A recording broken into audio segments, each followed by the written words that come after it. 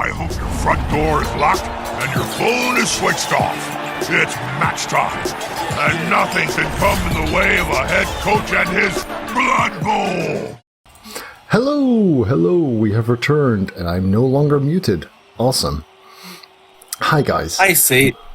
Hey, Waynefarer, welcome back. Ooh, can you hear me this time? I can hear you, and I don't hear any stutters or other annoying stuff. Perfect. Yeah, I'm using my phone, so I think it's a bit better this time. Excellent. So, Waynefarer is on Discord with me right now because we are doing a replay analysis. Now, I'm pausing just after the setup phase. So, I don't know if you're in the replay yet yourself, Waynefarer. I'm actually just watching from the Twitch stream. I think it's easier that way. That works. However, you're gonna have to deal with the delay between, because you'll hear me live, but you'll see me pointing like seconds later. So we'll see how that works. All right. On the bright side, you can actually see me point at all, which you couldn't in the other format. So first off, let's have a look at your squad. We know these guys a little bit. So you have a dirty player, that's good. You have a block wolf, that's good. Bludge berserker, no, that's not a berserker, that's a runner. Only one berserker? No. Okay. Journeyman, yeah. I had two of them at first, but one of them died the last match. It happens. Yeah. So they have hack and slash, and other than that, they look pretty rookie-ish, so that's good, I suppose. The fact that they don't have mighty blows should work in your advantage. They do have a bit of a bench, so you could expect to get fouled a little bit here and there. So you'll want to get your punches in on hack and slash if you can.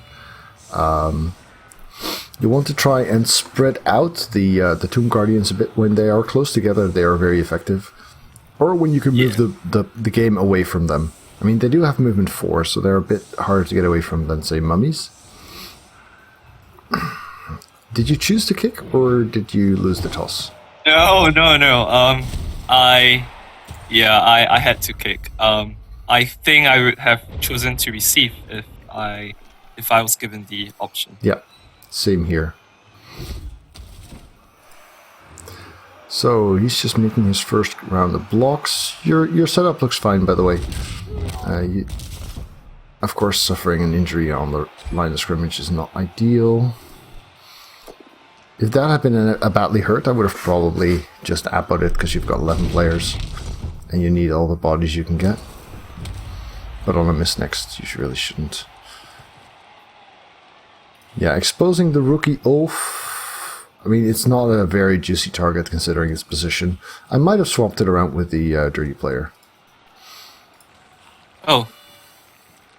I mean, I thought he has higher armor, so I didn't want to put all my AV7 guys.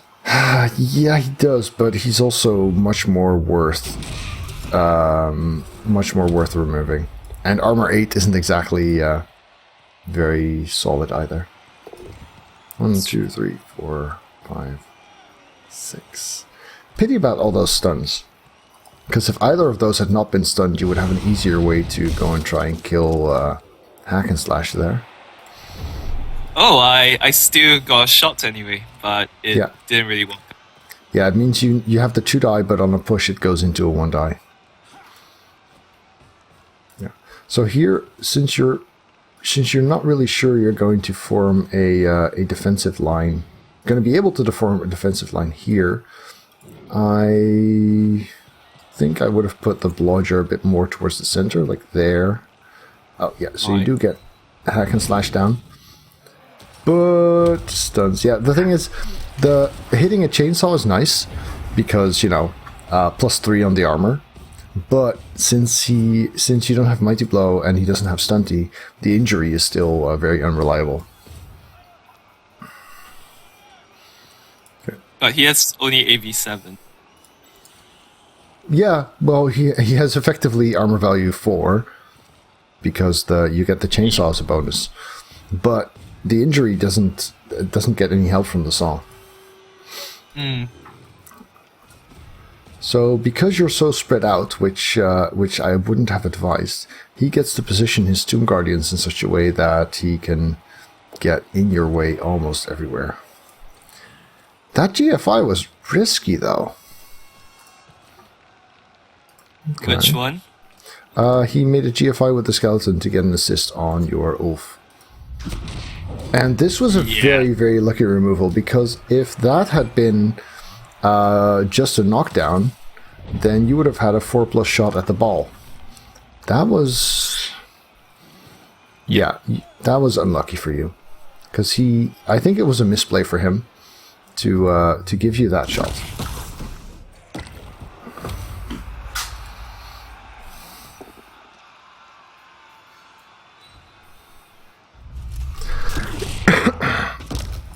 Alright, so let's see. Now you did get stuck on the Tomb Guardians there. Of course, you do have the Dauntless shot, so I wouldn't be averse to simply making the Dauntless 2 die with the runner. Even if it turns into a half die, you might be fine. And that would free up the lineman there to walk around. So I would have probably just made use of Dauntless there. And then the lineman could have made the assist to make the block you're making now. I don't really like doing Dauntless when I'm 2 strength behind, because it's a 1/3 chance to fail. Yeah, and but a half die with block against a guy who doesn't have block isn't all that scary. I think we covered that before, actually. Yeah. And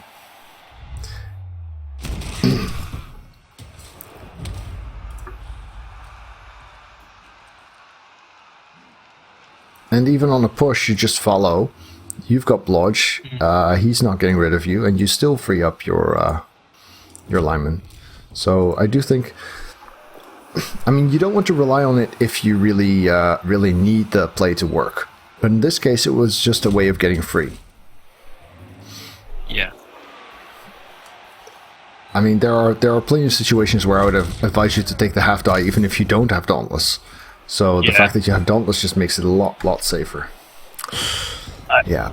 Yeah, I think you're right. I think I was quite afraid. So if you can see, I'm just trying to protect my... He left you another shot at the ball. Yeah. So 2 die there, 1 die blitz.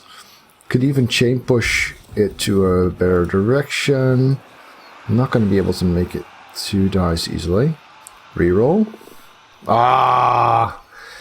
I get the feeling I'm looking at a game where you're getting diced a little bit. Well, yeah. But I guess it wasn't just about the dice. Like, I picked this game because I always felt that Norse is just quite bad against Khemri. Can be. Yeah, I would have made the same play with the 2 GFIs to get next to the carrier. I mean, the thing is, Khemri can make a lot of 2 die blocks, and that's bad if you're Norse, because, well, at some point you're going to suffer with your armor 7. But you're playing against a team with no mighty blow, precious little block, and this could have easily gone far better for you. In fact, given how loosely he's played, you should have had the ball on the ground by now. Not as in you screwed up and that's why he didn't. More, he screwed up, but he wasn't punished for it. Then again, if I'm in a situation like that, instead of just getting grumpy over not capitalizing on his mistakes, I'll just think, well, he's been willing to make these mistakes before. He might very well wind up doing the same. Yeah. Okay, so I'm looking at the start of your turn 4. What I see is you can get a relatively easy 1 die on the ball if you're willing to make some 1 die blocks. You might even be willing to make a half die block on the Tomb Guardian on the right flank, but you could do it with a 1 die on this skeleton, and then a one die there. Although you might have to blitz with a loner, which is not ideal, but it beats dodging. Yeah. If you're willing to do the half die on the right flank, then you could blitz with the runner. Still have to dodge, but at least he's got the dodge skill. But you wouldn't start with the half die, right? If you were going to start with a half die, you might as well start with a half die from the Berserker. Because he could just blitz the ball carrier. If the half die is a push, you get another one. And if that one's a push, then you've actually got him right where you want him. Yeah.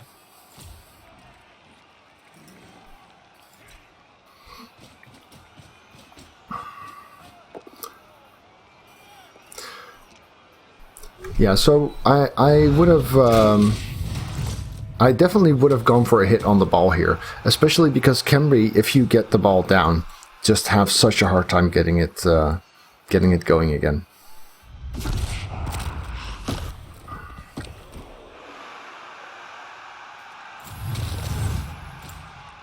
Okay, removal's nice and all.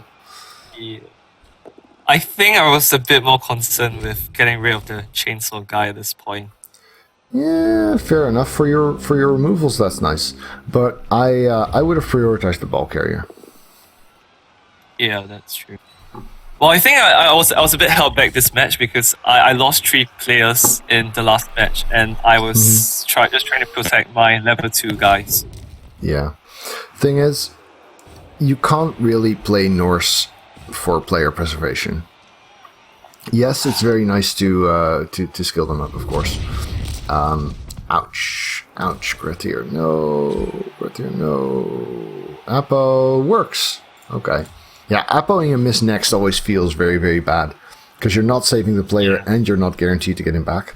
But you really, really needed that mighty blow, dude. Yeah. Yeah, I think I would have gone for the half die play there. Or the one die option. Right. Because most of those one dice would only need a push in order to give you a one die sack. But I kind of like the half die play from the Blitzer from the Berserker, because even if everything you roll is just pushes, you would still get his ball carrier way into your formation and away from his main source of strength. And that's a big deal. Yeah. Yeah, denied the serve there. That's unfortunate. I would still be dodging on a 4+3+2+. Sorry, that's 5-3, 5-4-3. Yeah, maybe not. I tried the 5. Oh, this is a nice play from him. Chain push surfing you there. Yeah. Slumpoop, the Reddit Rookie League, it really depends on what you want there. If you want to just play spin games, which are pickup games within the league, then you can join whenever. And for specific leagues, ask Squiggy. He was in chat earlier, and he's the commissioner, so he should know. So yeah, at this point you're running out of players, but still got a chance, actually. Why would he move the ball? Okay, this looks promising. Hey there, Squiggy. This is a almost free 2-die. He moves in. 1, 2, 3, 4, 5, 6. So 2 GFIs for a 2-die on the ball. That's luxurious. Against Khemri, no less. Ball goes free, of course. Yes, follow-up is right. So you've got a single dodge there to get the ball in your hands. Yeah, I thought I'd just make the GFI. 6. Yeah, so you're out of rerolls by then. Too bad. Well, this was good. This is, I mean, if you can force Khemri to try and pick up the ball turn 7, that's sometimes that's all you need, right? Yeah. If only it was raining. If only it were raining, yeah, absolutely. So he's got you down to... So that guy will actually get pushed on the ball if it's not a knockdown. But it is. The third die is the charm. Boo. And now an unfortunate bounce. Okay. Okay, that's doesn't help you any, does it?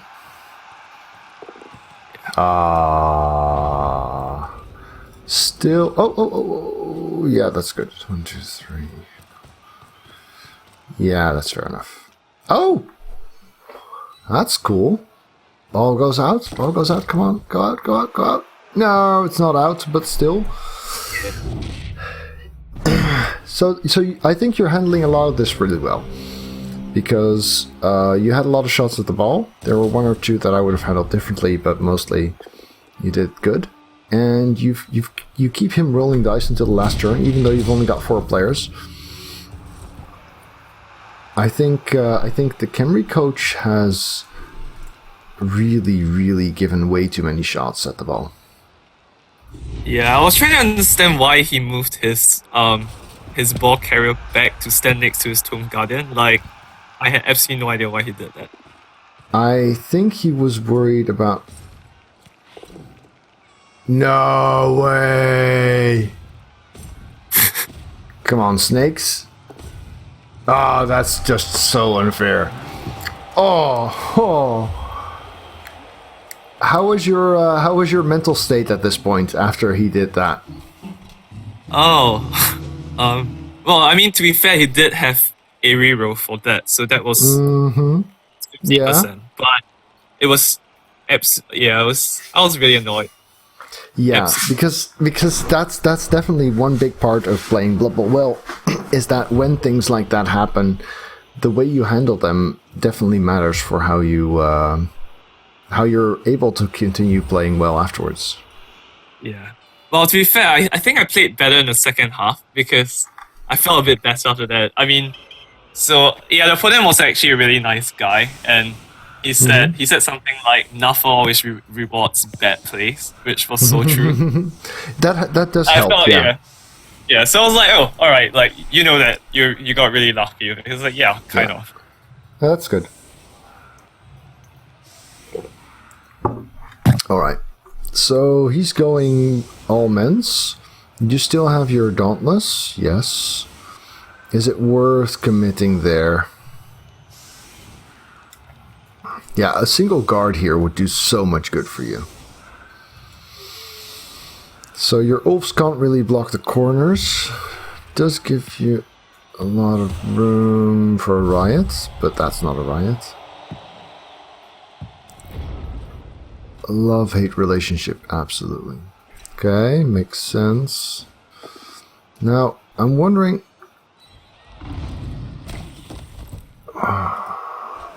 Yeah, I was kind of hoping for a riot at this point. Yeah, well, it would have been pretty crucial to save you.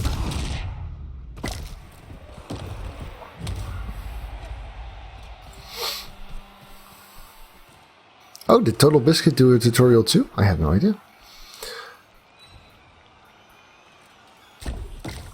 Yeah, I can see how you wound up with this. I might have been tempted to try a Dauntless play, but then again, you don't have a... Oh, you do have a reroll. But you didn't. You got it from the kickoff event, right? Yeah. So you didn't know that was setting up. Well, that wasn't all that important, either way. Yeah, I should really make my own tutorials for this game at some point.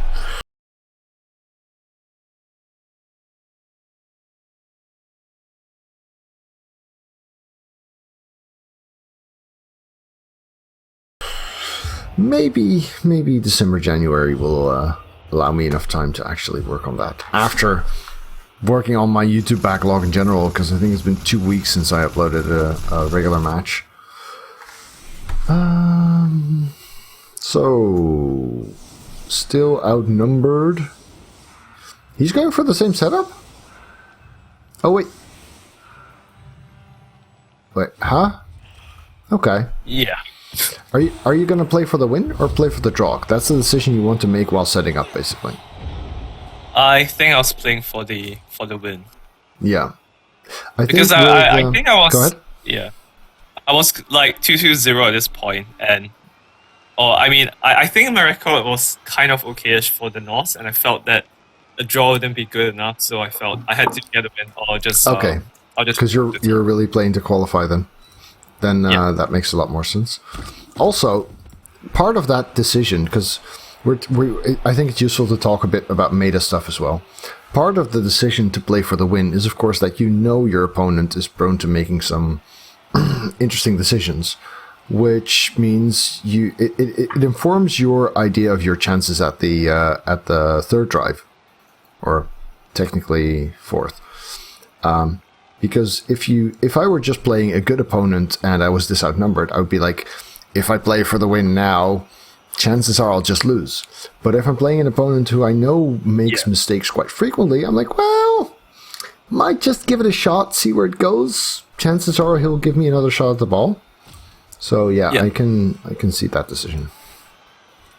I would have probably aimed for the skeleton at the back, but if you get the removal anyway, this is nice. Yeah. Nice. Regen hasn't really helped him much. Yeah, it hasn't. I would have placed him one square further to the left, just looking at what you can get safe. Right. Because you don't need a... Okay. Why that pass? Are you just working for star player points now? I think I was 2 points away from the next level. Yep, you were. So, yeah. Okay. Yeah, well, it worked out. Because this to me seems like the kind of play you make either because you've given up or because you're very confident in your win. It's not the kind of play I would do when I'm still struggling to get my win or my draw in or something. Yeah. Well, but so like I thought of using the blodger as the ball carrier, but he doesn't have tackle, so I think giving it to like someone without dodge was pretty much the same anyway. Wait. Huh? No. The fact that he doesn't have tackle is a good reason to give your ball the blodge guy the ball. Oh, yeah, that. Because that's true. I have no idea why I did that. Yeah. I mean, I get that you want your blodge guy to be in the front line somewhere because he has blodge and you make use of it. But if you wind up with a situation where your ball carrier is exposed, then that's a good reason to make sure you have blodge, because if he 2-dies you, the chance of getting knocked down and losing the ball is way, way smaller. Yeah. Let me just change the status for a moment. Teaching replay analysis. There we go. Oh wait, so like I think I remember why I did that, because the way I've been playing some of my teams, I don't actually give my main ball carrier the ball, because when I play like aggressive offense, I always end up having to hand off the ball. So I give it to like someone else, and then when I'm under pressure, I give it to my main ball carrier, who then makes a break for it or something like that. Well, if that's the case, then pick it up with whoever's handing it off. Yeah. All right. Because if you want to use your runner as a catcher, then he's not the one to do the pickup. I mean, I get why you might want to do this if you really want those 2 star player points. But I would have just gotten those by running in the ball in the end zone. He's giving you a lot of room on the left, if you noticed that. Because when I look at this, I see that you could 2-die blitz. Let's pause before your turn 10. So I see a 2-die blitz on this Blitzra. From the corner, you could actually push this skeleton away a little. Or you could push this Tomb Guardian away and then block the skeleton. And that would allow you to move these 2 players in considerable ways towards the left flank. And of course you're slow because you're Norse, but that might still give you enough room to make some serious headway, especially because your runner can go and screen off. How far can this guy get? 1, 2, 3, 4, 5, 6. Yeah, I think I would have made a formation around here with the screen there. You'll have to watch this on screen a couple of seconds later. After making a 2-die blitz here, pushing back that Tomb Guardian, making a 2-die on that guy, which would already form part of your screen. Then I'd walk the Berserker forward here. Try this dodge before everyone's away. If it works, you have a 1 in 9 fail chance. Then I'd set him up there, and then I'd screen him off 3 squares forward with the runner here. And I think that would give you a nice breakaway where his forces are suddenly half behind you, and then afterwards you could still try this dodge with this lino to fill out the screen. I think you'd have a nice screen like here, there, and there-ish. Yeah. But the problem... Yeah. But he has, like, his 6 movement guys they are quite far back, so I'm not, like, they couldn't break through the screen, but he could, like, just send them back to cut off. One guy. To cut off the buttons. One guy. You'd be blitzing his 1 movement 6 guy, and you'd be screening off the other one with the last runner. And now you're basically moving to the area where his movement 4 guys are, which means you're not escaping him nearly as much.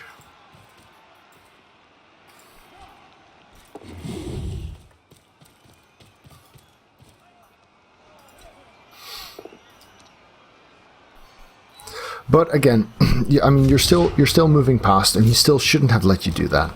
He was so bunched up around the line, so concerned with not giving you a couple of line of scrimmage blocks, when the sensible play for him would have been to make sure you couldn't advance too much.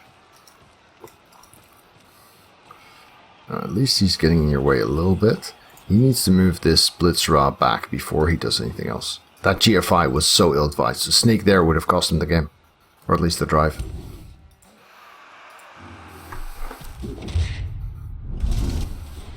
Yeah, I should actually have a look at the challenges.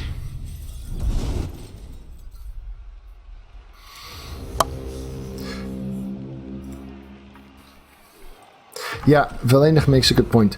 The runner has agility 3, which means the handoff to him is scary. And a dodge with him is actually less scary because you don't rely on the team reroll to get away. Yeah.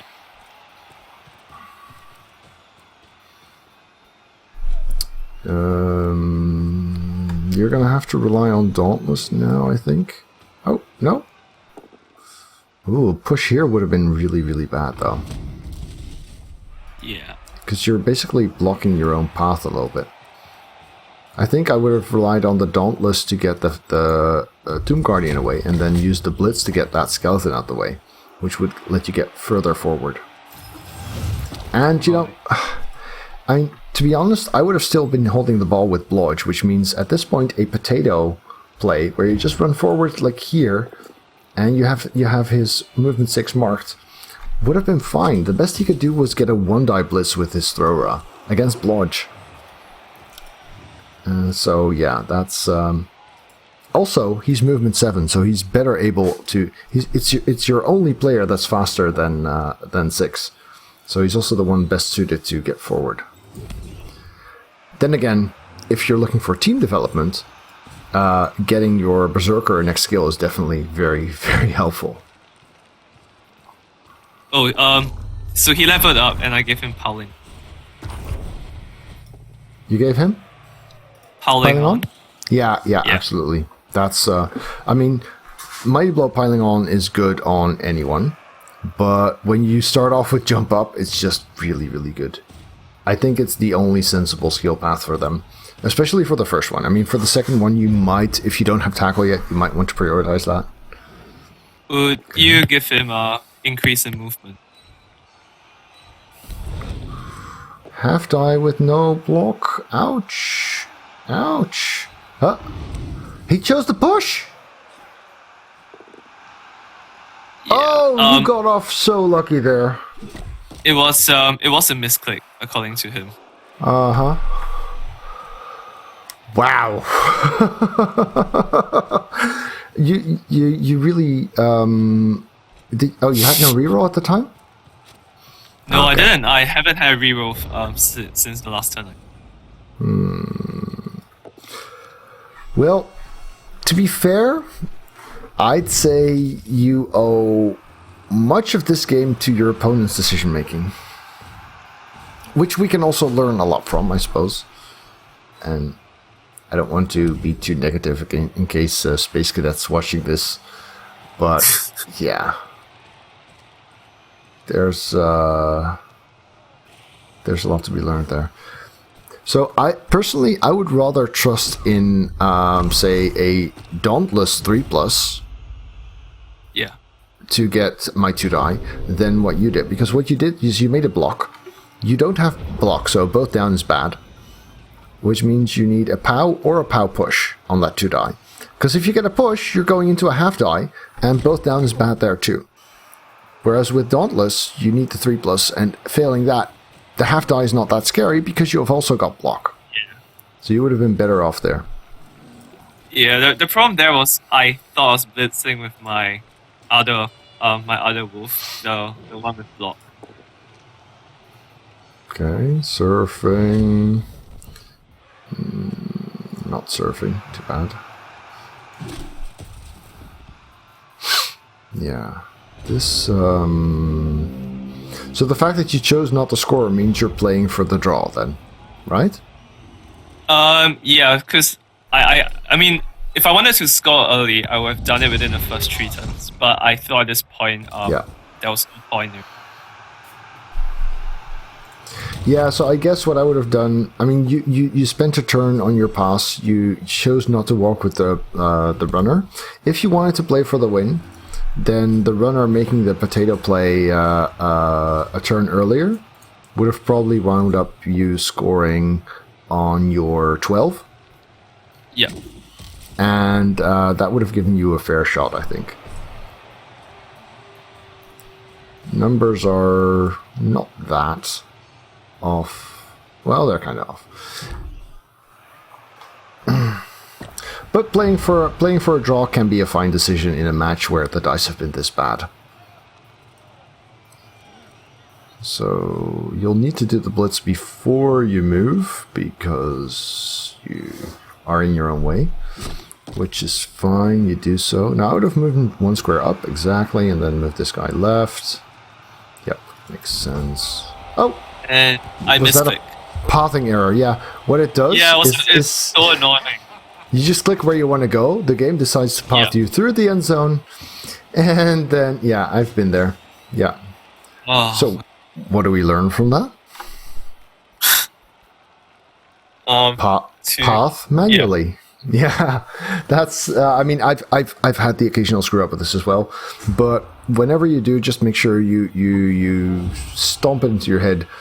This is because I let cyanide path for me. I do not let cyanide path for me. Yeah. I completely forgot about the auto pathing. Oh. Well, this is a good way to remind you. On the bright side, now you get to play for a win. And I mean, Khemri 3-turning is not exactly easy. Yeah, I would probably be setting up relatively aggressively here, just on the off chance that he's played pretty poorly. If he commits to one flank, which he's gonna have to, then you might be able to make the other flank work for you. Just get one guy in the scoring position because you want that win, right? Yeah. But You're setting up to but- avoid the loss. Yeah. Yeah, at this point, I was scared of a 3-turn touchdown, which is quite possible with Khemri. Well, they don't have a reroll either. They have one movement 6 sure hands and one movement 6 with no skills. Their highest agility is 2. I really wouldn't worry about their 3-turn.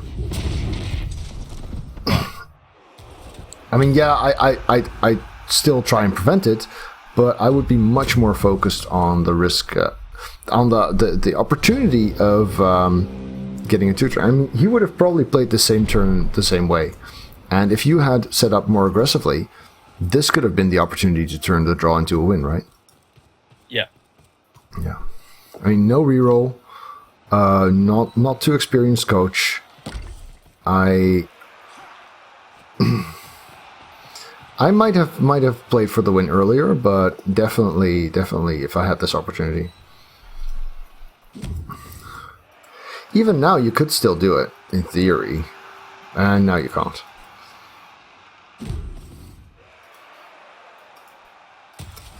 Simply having one or two of your players in a touchdown possible position. Suppose he decides that he really wants to win, and he sends a bunch of guys forward and then tries to make a 6+ or 5+ pass and fails. You want a guy in scoring range. Yeah. I mean, his chance of scoring is low enough that you might really be able to capitalize on his failures. Okay.